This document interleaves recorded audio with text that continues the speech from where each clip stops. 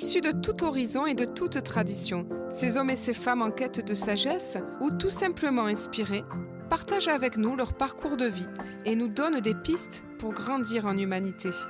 Je suis partie à la rencontre de ces chercheurs d'hier et d'aujourd'hui. Vous écoutez Envie de sagesse. Bonjour à tous. Aujourd'hui, je suis en compagnie de Stéphanie Desbonnets. Bonjour Stéphanie. Bonjour. Alors, nous nous sommes rencontrés un petit peu au hasard des réseaux sociaux. Ça fait un moment que nous sommes en contact. Et voilà, l'idée a germé comme ça d'une rencontre virtuelle. Et aujourd'hui, je suis en face de toi. C'est ça. C'est Julien encore qui nous a mis en lien finalement parce que je sais plus, je t'ai vu réagir, je crois, sur un post à lui. Oui. Et j'ai vu que tu étais d'Agen, et parce qu'effectivement, dans les réseaux sociaux, on se perd un peu, on ne connaît pas les gens. Et oui, j'ai interviewé Julien d'ailleurs pour cette émission. Et puis j'avais dit que qu'on allait se voyer, mais voilà, comme quoi c'est plus fort que moi. Eh bien, on va continuer comme ça. Bah oui, ça me va, c'est pas de souci. Alors, qui es-tu, Stéphanie ? Je vais te laisser te présenter aux auditeurs. Ok. Alors moi j'aime à dire que je suis une âme incarnée dans ce corps féminin depuis 48 ans maintenant, bientôt 49, et que j'ai eu la particularité à 44 ans de découvrir mon fonctionnement, qu'on appelle surdoué, surefficient, multipotentiel ou plus joliment zèbre. Ce mot qui a été enregistré au Larousse cette année, appellation par Jeanne Siofachin, psychologue spécialisée dans ce domaine-là. Alors après cette petite présentation vraiment sommaire, j'aimerais bien que tu te présentes un peu à la manière de mon ami Patrick Figeac. Il me disait qu'il proposait souvent à ses auditeurs de se présenter à travers un souvenir. Alors je vais te proposer cet exercice. Est-ce que tu pourrais te présenter à travers un souvenir, comme une histoire qui te caractérise ? Ouais, bon alors il y a plein d'images, tu sais, moi avec mon cerveau qui part dans tous les sens. Si tu me parles d'un souvenir, ben là j'en ai à peu près 15 qui arrivent, et puis ces 15-là donnent naissance à 15 autres souvenirs, donc il va falloir que je rassemble un peu tout ça. Je crois que si on reste sur le fil de qui je suis et pourquoi je suis là, le souvenir le plus important qui va revenir, c'est lorsque je travaillais au Club Med, j'étais une gentille organisatrice, on appelait ça les géos. Et oui. Je m'occupais des enfants déjà, parce que j'ai vraiment un lien très fort avec les enfants. Et du coup, avant ça, je crois qu'il y a eu une Stéphanie avant, une Stéphanie après le Club Med. Et je me revois, je faisais une saison au Grand Hôtel de Super-Bagnères pendant l'été. Je m'occupais des ados, les 14-18. Et les chambres des géos étaient dans les greniers de ce très bel hôtel. Et donc, on prenait l'ascenseur pour descendre dans le hall le matin. Et dans cet ascenseur, il y avait un miroir. Et je me forçais à regarder le miroir et à mettre ma bouche en position sourire et en me disant « Allez, ok, ça se passe bien, ça se passe bien, ça se passe bien ». Il faut dire qu'avant, j'étais une petite fille, voire une adolescente assez introvertie, avec beaucoup de colère en moi. Ma vie a fait aussi que j'ai beaucoup de colère qui est venue m'habiter et dont je ne m'occupais pas du tout. Et donc voilà, ce souvenir, c'est ça. Je me revois très précisément dans cet ascenseur le matin en me disant « ça se passe bien, ça se passe bien, ça se passe bien ». Et à forcer ma bouche à se mettre en position de sourire. Ah ouais, c'est fort ce souvenir parce que c'est vraiment... c'est vrai que ça illustre, j'allais dire peut-être toi à ce moment-là, mais... Tellement nous, chacun de nous, souvent, allez, tout va bien, on sourit, et puis voilà, tout le déni qu'il y a derrière ce faux sourire, finalement. C'est ça, oui.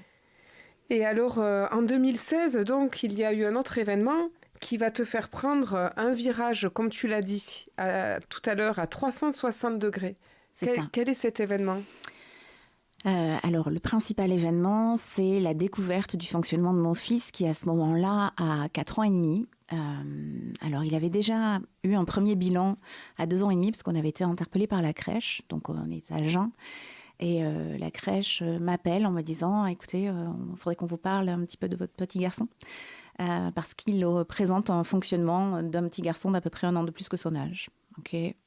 Et à ce moment-là, il y a une psychologue à la crèche et on me dit ça serait peut-être bien de rencontrer la psychologue pour voir avec elle et faire un état des lieux. On fait effectivement cet état des lieux qui nous dirige vers un bilan qui s'appelle le WIPSI pour les petits, Et donc, voilà, on n'y connaît rien, donc on y va, on fait confiance et on se déleste d'à peu près 200-250 €, si je me souviens bien, pour faire passer ce bilan à notre petit garçon. Et puis, la psychologue, aussi charmante soit-elle, me dit voilà, votre petit garçon est donc au potentiel. Et je me souviens très bien parce qu'elle fait une remarque, elle me dit il a un humour, cet enfant. Et moi, dans ma tête, je me dis, oui, enfin bon, c'est un enfant de 2 ans et demi, enfin, ça fait rire, quoi, les enfants de 2 ans et demi, c'est très spontané. Bon, donc je repars avec ça, et puis on n'en fait rien, en fait. Et mon petit garçon évolue avec... il a une grande sœur, qui est quand même une enfant aussi, avec des émotions bien trempées, assez colérique. Et je repars avec mon petit garçon de 2 ans et demi, et avec ses émotions exacerbées et qui se marquent de plus en plus. Et à 4 ans et demi, effectivement, le nouvel an entre 2015 et 2016, il se passe quelque chose d'assez fort, 2016-2017, enfin peu importe, et un événement qui fait que là, à ce moment-là, moi je suis accompagnée par un kiné ici sur Agen qui a sa fille qui est au potentiel et donc qui connaît bien le sujet. Il me dit, écoute Stéphanie, avec ce que tu me racontes là, tu peux pas laisser passer ça. Maintenant, il faut vraiment que tu t'occupes de ton fils. Donc, prendre contact avec la FEP ou l'AMPEP, qui sont donc 2 associations dédiées au potentiel, et que tu t'occupes vraiment de ton petit garçon, sinon ça risque de mal se passer. Et du coup, je fais ça. Je prends contact avec la FEP. Il faut dire que sur Agen, il n'y a pas d'antenne. À ce moment-là, c'est une personne de Villeneuve-sur-Lot qui me répond et qui m'envoie tout un tas de documents. Nous sommes aux vacances de février 2016 et je repars avec mes documents et au fur et à mesure que je lis, je reconnais plein de personnes autour de moi, mais pas moi. Ça résonne beaucoup tout ce que je lis. Et puis, voilà, je repars avec ça. Je décide avec mon ex-mari à ce moment-là, nous décidons de refaire passer un bilan à Antoine pour vraiment savoir ce qui nous attend. En fait. Antoine, c'était bien sûr votre petit garçon. Exactement. Et donc, je rencontre une psychologue et là, le courant passe beaucoup mieux. D'abord parce que c'est une sophrologue dans les années 80 en Belgique, donc autant dire une sorcière, et que l'anamnèse qu'elle fait avant de bilanter Antoine, il y a vraiment quelque chose qui se passe entre nous. Elle fait remonter plein de choses et au fur et à mesure que je parle, elle sort des bouquins de sa bibliothèque et puis elle me dit, maintenant, vous allez aller prendre un café pendant que je fais le bilan à Antoine. Et puis voilà, donc je repars avec cette pile de livres. Je suis à Saint-Pierre-de-Clérac, dont le premier café, pour prendre un café, c'est un petit peu loin. Et je me retrouve à Castelculier dans une boulangerie. Je prends un livre au hasard de la pile. Je l'ouvre au hasard. Et je lis une phrase qui me fait m'effondrer, en fait. Et qui pourrait me faire m'effondrer là aussi. Mais et du coup, je me dis, ah waouh, en fait, ça parle de moi. Et c'est quoi cette phrase ? Alors, je ne saurais pas la redire parce que ça a tellement été violent pour moi que je ne l'ai pas imprimé. Mais, et c'est quel auteur ? Quel livre ? Alors, le bouquin s'appelle... Il y a une histoire aussi rigolote à propos de ça parce que c'est Cécile Bost, l'auteur. Et en fait, lorsque je ramène les livres et que je vais récupérer mon fils, dans le réseau dans lequel je fais partie en ayant contacté la FEP, je reçois un mail qui m'invite à une journée sur l'hypersensibilité organisée par Mensa. Mensa, c'est une association qui s'occupe des très hauts potentiels, c'est-à-dire 0,5% de la population à peu près qui ont un QI au-dessus de 160 presque.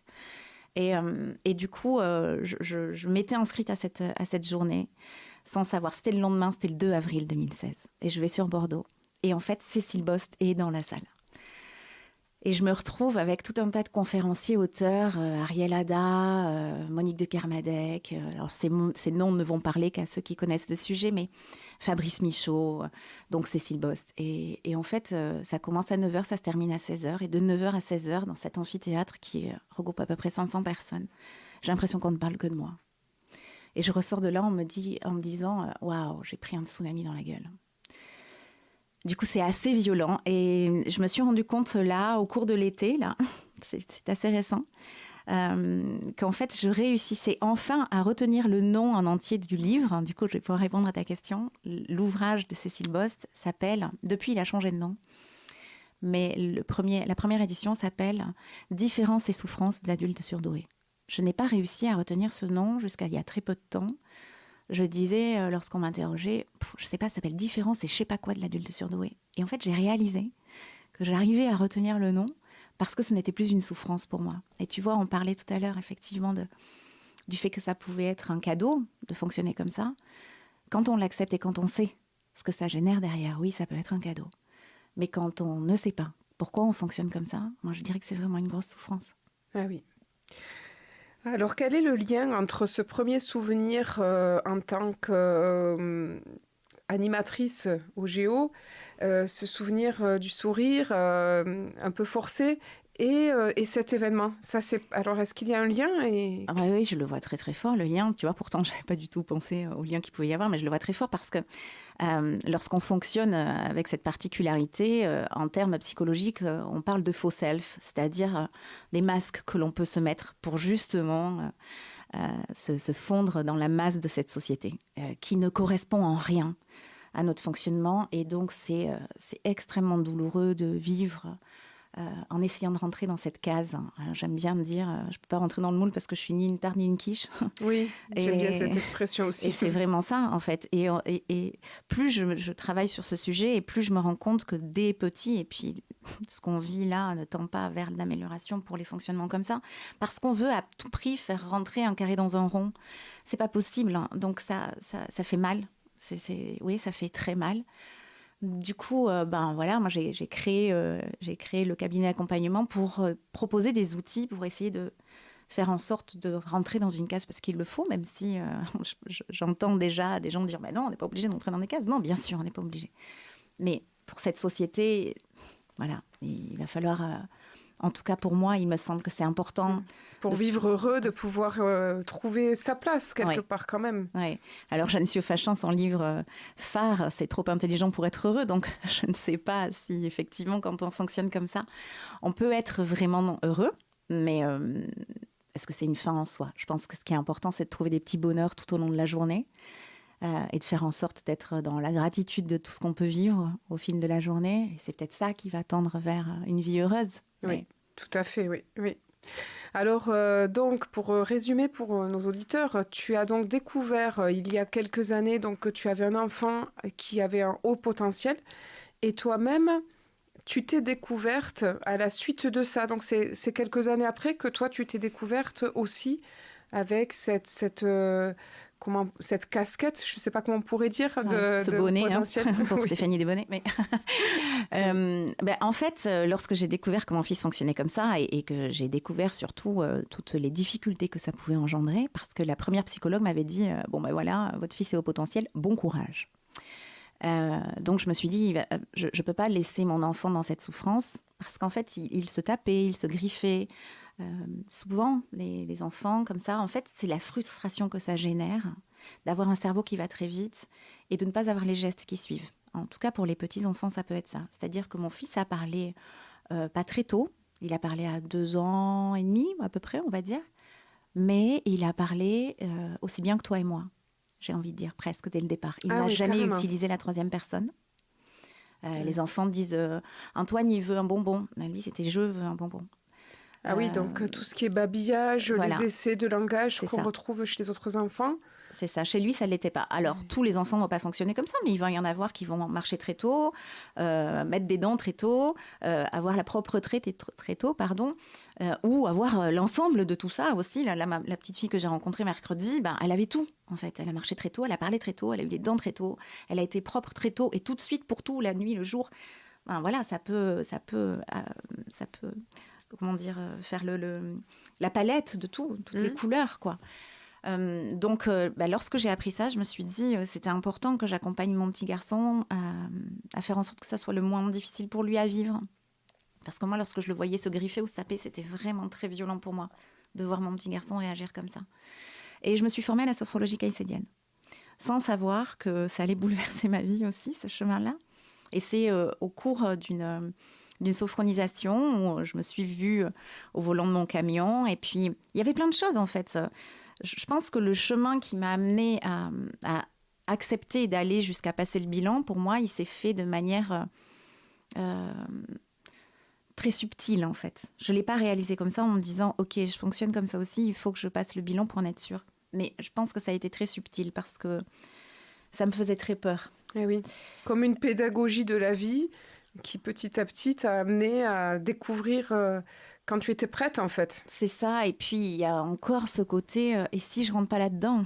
Tu vois, je me disais, ok, je comprends pourquoi je rentre pas dans la case où tout le monde à peu près rentre. Mais du coup, si je rentre pas dans cette case aussi là, où est-ce que je vais me mettre en fait? Tu vois, mais ça va être quoi ma solution? Donc j'avais une grande peur de pas être ça non plus. Voilà. Donc ça a mis du temps pour moi puisque mon fils, j'ai commencé à m'intéresser à ce sujet en 2016 et que moi j'ai passé le bilan en avril 2016 et moi j'ai passé le bilan en octobre 2018. Voilà. Et c'était une sorte de challenge en fait. J'ai fait le semi-marathon de Toulouse la veille de passer mon bilan. Tu vois, il y avait un peu des challenges comme ça pour moi. Alors nous allons faire une petite pause. Est-ce que tu as choisi un morceau de musique qui te touche? Oui, alors j'ai choisi un morceau de Alex Hepburn qui s'appelle Reckless. On l'écoute et on revient tout de suite après.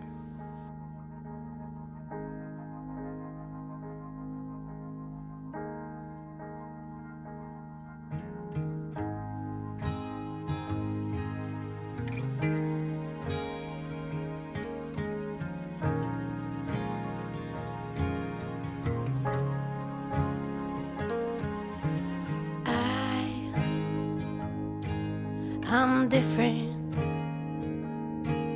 I'm driving on the right side and stopping at the stop signs, and there's you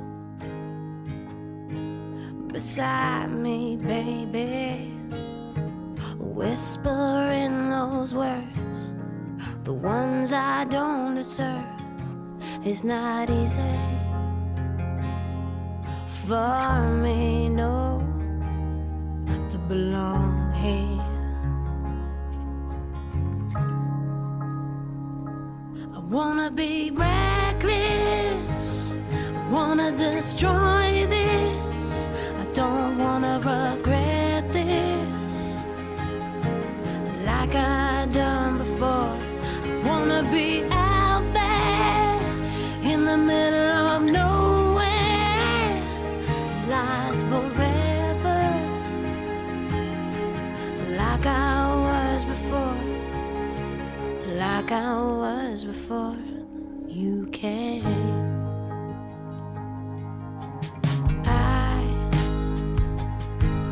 I'm learning, yeah, to go against my nature. It feels like I'm a stranger to myself, and it's frightening, baby.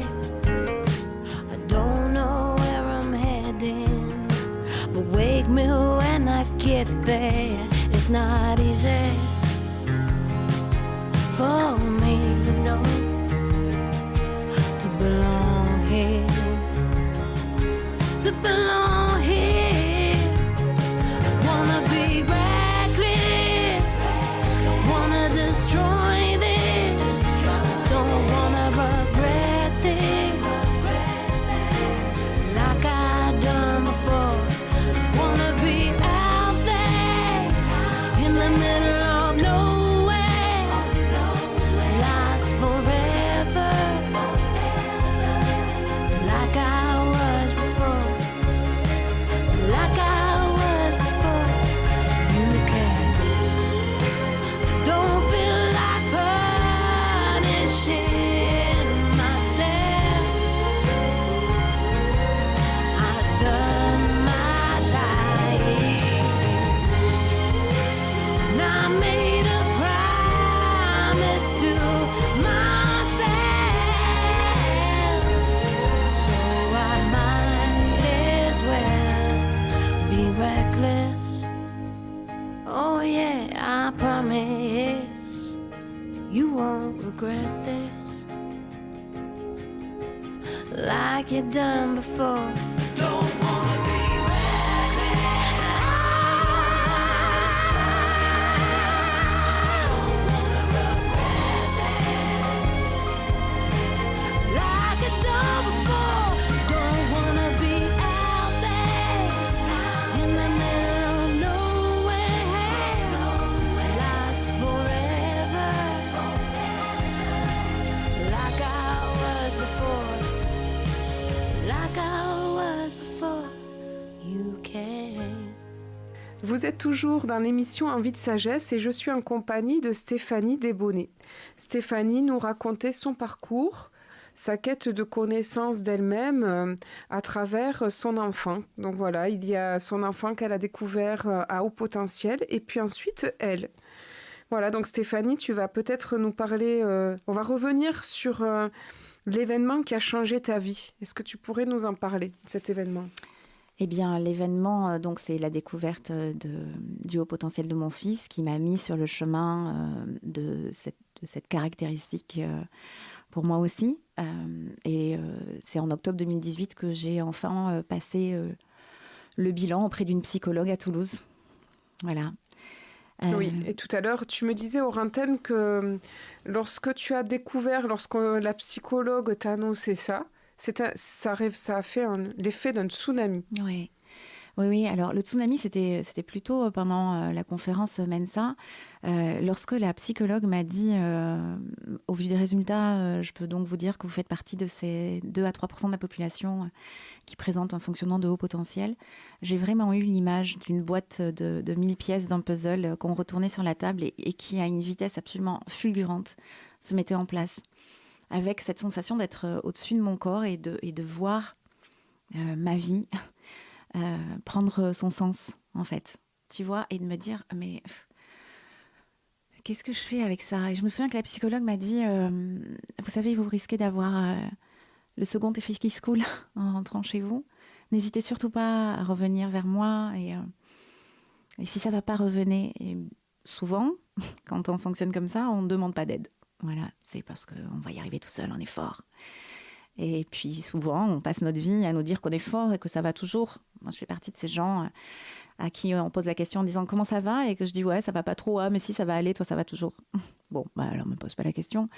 Et donc voilà, je suis rentrée chez moi avec effectivement le second effet qui se coule et j'ai pas demandé d'aide. Ah oui, parce qu'en fait, ça a été comme j'ai l'impression un soulagement de te dire, ben voilà qui je suis, voilà pourquoi je fonctionne comme ça. Et dans un deuxième temps, une peur de ne pas savoir quoi faire avec. Alors, je sais pas un sentiment de quoi alors ? Ouais, c'est pas une peur de pas savoir quoi faire avec, mais c'est plutôt je sais pas, c'est en tout cas ce qui m'animait à ce moment-là, c'était quel gâchis, tu vois ? De me dire, mais c'est fou, quoi, parce que, en fait, mon père a été bienté dans les années 60 et donc présente, je crois, lui, un très haut potentiel. C'est quelqu'un qui a toujours été en marge de la société. Alors, ça va mieux, là, il a réussi à trouver sa place, mais il a presque 75 ans. Mais j'ai le sentiment que sa vie, ça a toujours été quelqu'un en marge, quelqu'un de différent. Tu vois, dans ma famille, on dit toujours, oui, mais ton père, tu sais comment il est. Bah ouais, mais sauf que on n'est pas obligé de faire avec, tu vois, parce que j'ai le sentiment que c'est quelqu'un qui a toujours été mal compris et qui se comprenait pas lui-même d'ailleurs et du coup qui était en souffrance et qui faisait du mal autour de lui. En tout cas pour moi, notre relation était une vraie souffrance et donc pour moi c'était quel gâchis parce que si j'avais su avant peut-être comment je fonctionnais, ça m'aurait évité bien des écueils. Alors je serais pas celle que je suis très certainement. Je n'en veux à personne de pas avoir fait le nécessaire peut-être pour que je le découvre avant. Mais la sensation à ce moment-là c'était ça, c'était quel gâchis. Et... Tu avais quel âge à ce moment-là ? 45. Ah oui. Voilà. Et du coup, quand tu fais le constat de quel gâchis de ma vie, tu sombres un peu. Et puis, ce fonctionnement-là, on peut être facilement assimilé à des bipolaires ou des borderline, tu vois, parce que les vagues émotionnelles sont telles que des tsunamis. Voilà, c'est pas des vaguelettes, hein, c'est des grosses vagues, en fait. Quand ça va bien, ça va super bien. Quand ça va mal, ça va super mal. Et voilà, donc on peut souvent dire, mais t'es pas un peu bipolaire, toi, quand même ? Non, en fait, je suis pas bipolaire. C'est juste que toutes mes émotions sont exacerbées. Et que ouais, ça me fait, j'ai envie de dire, une putain de douleur, en fait. Tu vois ? Donc, en fait, ce sont des émotions à fleur de peau. C'est une sensibilité à fleur de peau. C'est ça, exactement. Constamment, tout le temps. Exactement. Comme s'il n'y avait pas de filtre, en fait. C'est ça. Et que pendant 44 ans, je me suis obligée à mettre des filtres pour que justement, je montre pas que mes émotions elles étaient exacerbées. Et que pendant pas loin de 13 ans ou 14 ans, j'ai rencontré le papa de mes enfants, j'avais 27 ans. Et depuis l'âge de 14 ans que mes parents s'étaient séparés, je n'avais plus jamais pleuré devant quelqu'un. Je m'interdisais de pleurer devant quelqu'un. Donc, je me cachais. Je pouvais passer 15 jours chez moi enfermée, sans voir personne, sans répondre au téléphone, parce que c'était mon seul moyen de reprendre un peu les rênes de ma vie, tu vois, de laisser couler cette émotion-là. Mais je m'étais coupée, en tout cas, de ma tristesse. Je ne voulais pas que les gens la voient. Je me devais d'être forte. Eh oui, eh oui.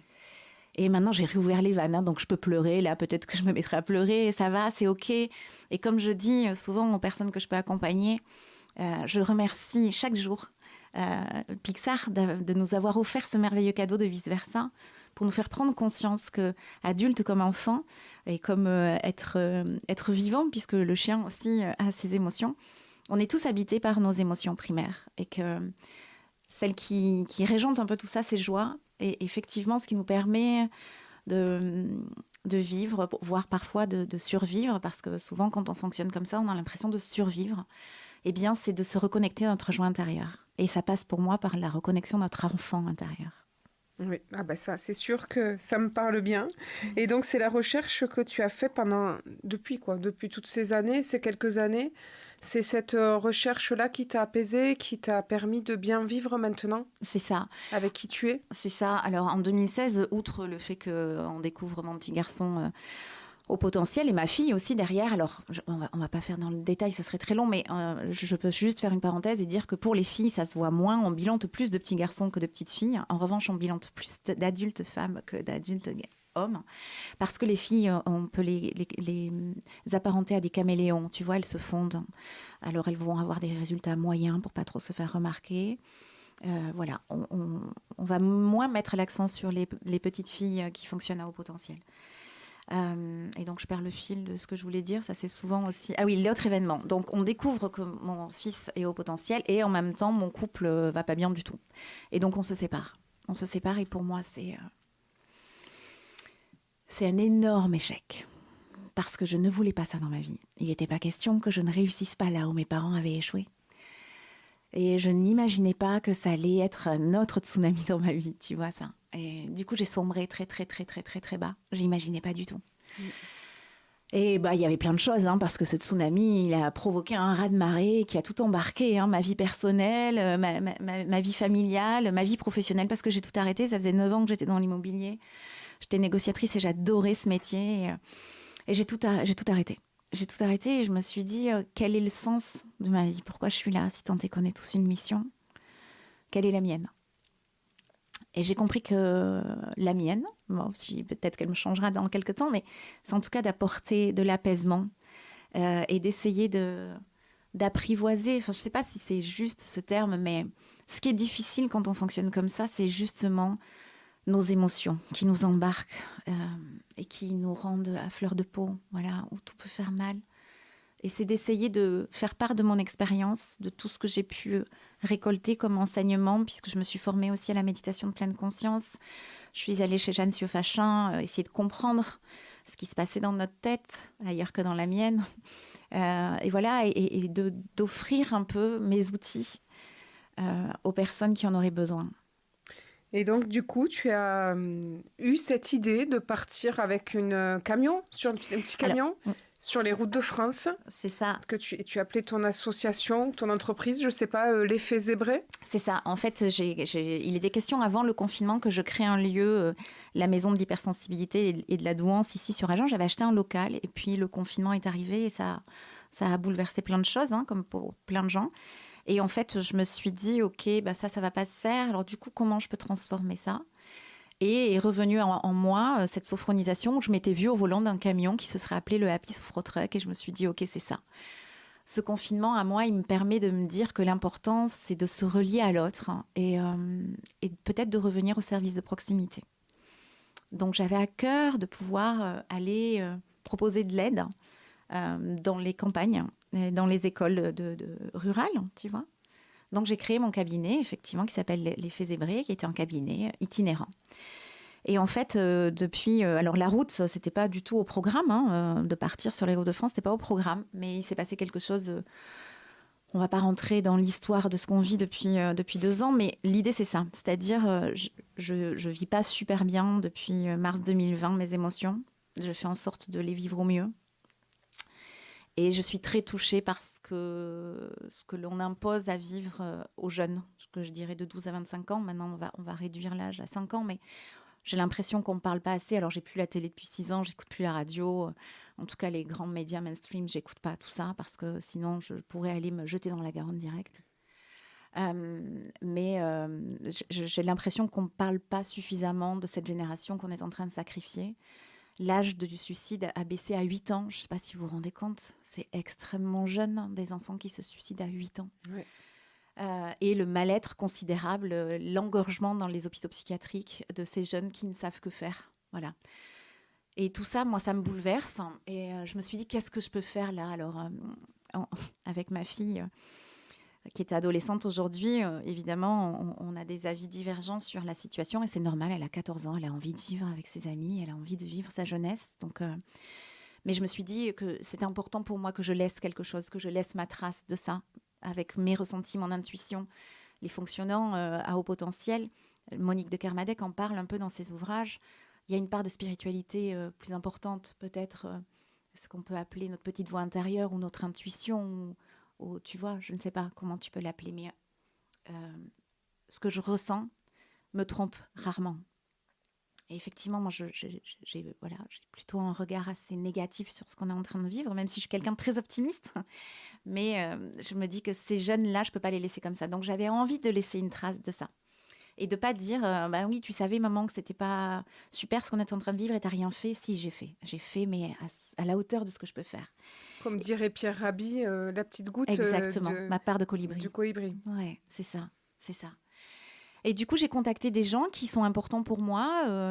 Saverio Tomasella, qui est un auteur, conférencier, psychanalyste spécialisé dans l'hypersensibilité, qui a écrit de nombreux ouvrages et de romans et des essais sur le sujet.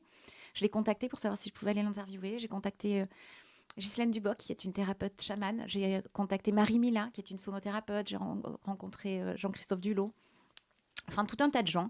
Et je leur ai dit, voilà, moi, je viens avec mon cabinet. J'aimerais vous interviewer, faire un petit film, dans l'idée de faire un film derrière, sur comment vous traversez ce tunnel émotionnel depuis mars 2020. Voilà, donc je suis partie pendant 5 semaines. En 2 temps, une première fois 3 semaines, une seconde fois 2 semaines. Et puis là, voilà. Oui. J'allais dire d'où le parrainage par Julien Perron, qui a eu un petit peu la même démarche. Exactement, oui. Avec Julien, c'était le bonheur. C'est ça. Alors, de cette expérience, donc tu es partie sur les routes de France, rencontrer ces personnes, et maintenant, tu me disais que la suite, c'était de faire un livre, de réunir tous les témoignages. Alors, je recherche d'ailleurs si quelqu'un entend et qui a envie de se prêter à cette expérience, parce que j'ai à peu près 25 heures de film et que je ne peux pas balancer 25 heures et puis qu'il faut faire un montage un peu interactif. Enfin, ce n'est pas mon métier, je ne suis pas réalisatrice, donc si quelqu'un m'entend et qu'il a envie de se prêter à ça, génial. Mais sinon, comme je ne veux pas laisser toutes ces merveilleuses choses qui m'ont été livrées comme ça, à partir de janvier, je vais faire des lives le jeudi soir, que je vais appeler les jeudis merci, 33 minutes avec.